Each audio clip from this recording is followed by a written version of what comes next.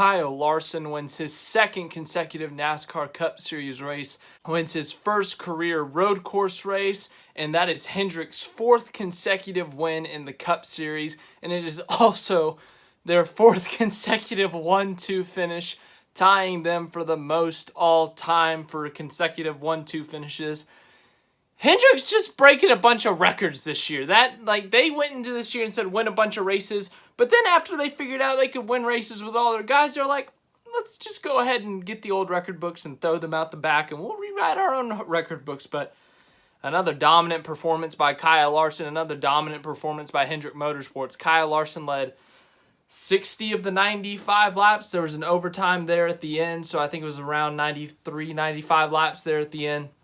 Larson led 60-plus laps. His first road course win, when we talk about road course favorites, we talk about Chase Elliott, Martin Truex Jr., we even talk about some other guys who have won at road courses, Joey Logano, Denny Hamlin, Kyle Busch. We talk about those guys when we look at the favorites for road courses, but Kyle Larson has never been able to really get a complete race together for a road course. His best performance at a road course, I would say, was at COTA a few weeks ago, where he finished second in a rain-shortened race, led some laps there, ran in the top 5 most of the day.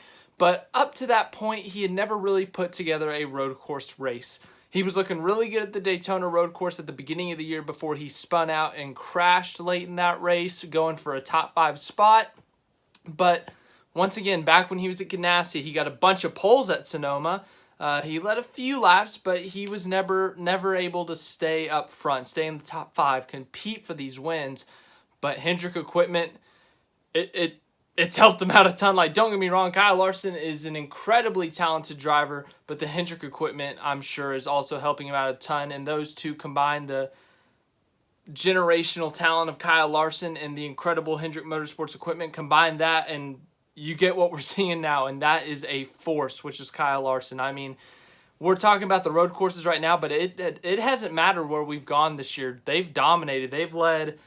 I think they've led up to 1,500 laps this year. Larson's only led 1,000 laps once in his career in a single season. That was 2017. They might have passed that already. I don't know, but they've dominated mile and a halfs like Charlotte, Atlanta, Las Vegas. They've dominated at Dover. They dominated today at Sonoma. They've dominated at so many different racetracks. I mean, the Hendrick Motorsports overall this year has been insane, but Larson and that 5 team specifically have been their own level of insane. They could have 6 or 7 wins this year if it wasn't for late race cautions, random tires running off of pit road, wrecking themselves at the Daytona road course. Like, there are so many factors that could have gone their way. They could have had 6 or 7 wins by this point, but they have 3 now, which ties them for the most wins in the 2021 season with Martin Truex Jr. But let's talk about Sonoma. Sonoma, our first trip back to the Northern California racetrack since 2019. Remember, the 2020 race did not happen due to COVID-19.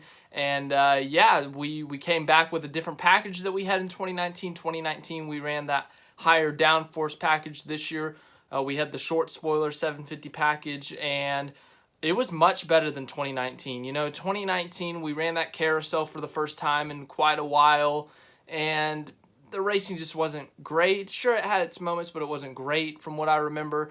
And this year, while it wasn't like a greatest road course race ever, it was still a pretty decent race, I'd say. I thought there was some good racing throughout the field, some good passes, good battles. But yeah, we saw a lot of different strategies as we do. But here's my complaint about road courses. I love road courses. I've loved them ever since I became a NASCAR fan because all of them are different and unique in their own ways. But anyways, this is my problem with them. And that is, it doesn't have anything to do with the course, the layout, the pavement, the elevation changes, the cars. It has to do with the stage racing. I personally am actually a fan of stage racing, believe it or not. I like rewarding consistency. If someone leads 300 laps, but they get into a late race caution incident and they finish 30th or something, I think they should be awarded points for leading those 300 laps, for being up front throughout the race. My problem with it is the cautions. Stage cautions mess so much up. It kills any momentum. It kills the natural complexion, I don't know if that's the right word, for a race. And we kind of see that at the road courses. Everyone aims for the stage break. Some guys go and pit with 3 to go before the 2 to go because that's when you can't pit. But they go and pit before the stage end because, you know, you're not going to get lapped because it's a road course. So you go in, you pit, and then other guys stay out. And then we got mixed strategies. We got all this chaos in the middle. People get damaged. Like Denny Hamlin was up in the top 10, but because of his different stage strategy, they got damaged and they were in the mid-20s, you know? So it's... the stage cautions just kind of kill the momentum of everything, and road courses are so unique and so different from, you know, like a 400-mile race at Kansas or a 500-lap race at Bristol. It's so much different and so much more complex on the strategy side of things that I think NASCAR needs to do something about the stage caution. I'm not saying get rid of stage racing. I'm not saying that, but I think that they do need to get rid of the stage cautions, especially at the road courses, and even I'd say the super speedways too. That is the first step I think that they should do, because with the addition of all these road courses, with the addition of COTA, with the addition of Road America, the Indianapolis road course, with all these new road courses and all these, with road courses being so much more important, we can't have these stage cautions kind of messing up the race itself. So I'm not a fan of stage cautions at road courses. I'm not a fan of stage cautions overall. I am a fan of stage racing. I'm not a fan of stage cautions though, and I think something does need to be done about that. I'm not going to lose sleep over it. I'm not going to make a 30-minute video talking about how much I hate stage cautions, but that's something we haven't talked about on this channel. I just wanted to bring that up. You know, just because it's something different. It's something you don't see in other auto racing. So I thought I'd bring that up. I thought I'd share my thoughts on that. But yeah, let's look at the race itself. Once again, you know, nothing chaotic. There were a couple incidents. There was a overtime finish. Chase Elliott tried to make things interesting at the end there, but could not quite get to his teammate. Kyle Larson once again just dominated today. But yeah, let's look at the finishing results of this race. Kyle Larson gets his 3rd win of 2021, his 3rd win with Hendrick Motorsports, and yeah, they've led laps everywhere they've gone. They've led laps at Dover, they've led laps at Charlotte, Sonoma. The list goes on. They've been really good everywhere they've gone, it seems like, and right now, I'm going to put them up there for the championship favorite. Kyle Larson, that with his talent, with his skill set, wherever they go, they've been good. And the Hendrick Motorsports equipment being top-notch right now, that combination is a deadly combination, and it is showing this year. They've led over 1,000 laps this year. We're not even close to, well, we're close to the halfway mark, but we're not even to the halfway mark of the season. They've already got 3 wins. They've led a ton of laps. They have the most stage wins, and at the pace they're going, they're going to blow through the most stage wins in a single season. The most stage wins in a single season was Martin Truex Jr. in 2017 with 19, and Kevin Harvick tied that record in 2018 with 19 stage wins. Well, Kyle Larson, through, I think this was race 14, has 11 stage wins. So with his 3 wins and his stage points or stage wins alone, that's 26 playoff points, and he is rapidly closing in on Denny Hamlin for the points lead, and that's another 15 playoff points. So remember a couple weeks ago when we were like, Denny Hamlin's winning the regular season championship, he's got nothing to worry about. He had like a 120 point lead. Well, Larson in the past few weeks with sweeping the stages, with getting max points in consecutive weeks, he is closing that gap on Denny Hamlin. I think it was 70 to 80 coming into this week, and with Hamlin having a bad day and Larson getting a max points day, it shrunk the gap for sure. Second place, Chase Elliott. Once again, another Hendrick 1-2 finish. Chase Elliott, so good at these road courses. Sonoma, though, Sonoma's been a place that's been hit or miss for them. They ran top 5 in 2018. 2019, they were top 5 before a mechanical problem. And his first 2 seasons, they didn't do great from what I remember. But really good for them to come out, lead laps, get another top 5 finish. And, you know, just 5 or 6 weeks ago, everyone thought Elliott was in a championship slump or hangover and that they were in a slump, but you know, they've notched up the consistency. They've been running in the top 5 consistently. They've been running in the top 10. They've been leading laps, and now they're up into the top 5 in points, which is really important for them in terms of the playoff points. So Elliott quietly sneaking up the leaderboard in terms of the points, the regular season points. Third place, Martin Truex Jr., the Sonoma streak is over. He won the last 2 Sonoma races prior to today. He was top 3 all day. These 3, Larson, Elliott, and Truex were the top 3 all day long. Larson led the most laps. Elliott got close at times. Truex was even ahead of Larson after a pit cycle, but was not able to hold him back. But those 3 were the top 3 all day. Truex, if it wasn't for Hendrick Motorsports, I'm sure he would have dominated this race. But Truex with a 3rd place finish, a good solid run for them. 4th place, Joey Logano. Once again, we talked about this yesterday in the live stream. Some underrated guys at road courses as of recently, Joey Logano. I think that's his 4th straight road course top 5, I want to say. I could be wrong there.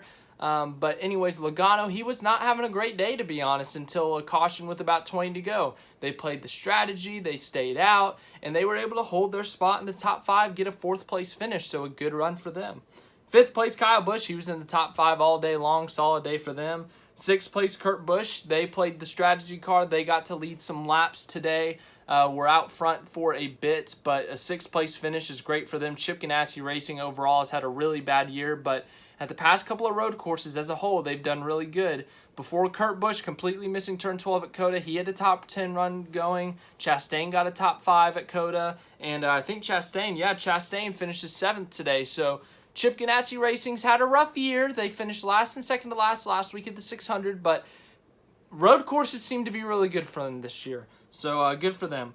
8th place, Denny Hamlin. He ends up getting a top 10. He had so much damage on his car. I honestly thought he was in the 20s, so I was wrong there. Wow. He was in the 20s at some point. His nose was crunched in. His rear bumper was crunched in. He ends up with an 8th place finish. I guess all that chaos that happened, he ended up surviving. 9th, Alex Bowman. Same thing for him. Like, Hamlin, Bowman, every time there was a caution, they were showing those guys. 10th, Ryan Blaney. His left front fender was destroyed. They didn't show how because I don't know how Fox missed that, but somehow they missed that. Top 10 for him. Really good run for the 11th and 12th place guys, Eric Jones and Daniel Suarez. 13th place, Austin Dillon. Solid run for him. Remember, he's on the bubble for the playoffs in terms of points, but RCR, we've talked about them this year. They've been really good since 2020. 2020, they took a huge step up from 2019, and once again showing their strength here today at Sonoma. Dillon finished 13th. I don't know where Reddick finished, but he was up in the top 10 at times today.